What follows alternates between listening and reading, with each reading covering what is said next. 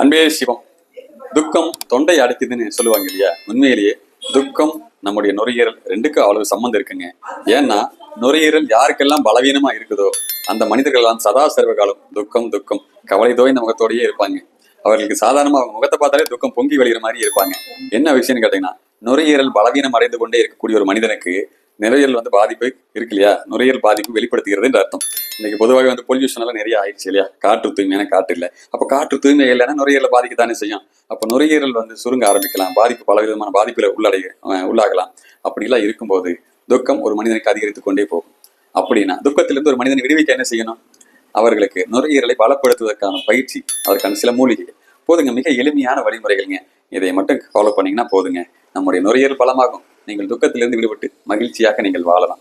அதுக்கு என்னெல்லாம் பண்ணான்னு கீழே டிஸ்கிரிப்ஷன்ல ஒரு லிங்க் கொடுத்துருக்கோம், போய் பாருங்க. இன்னும் விரிவான நிறைய செய்திகள் அதில் இருக்கு. நன்றி, வணக்கம்.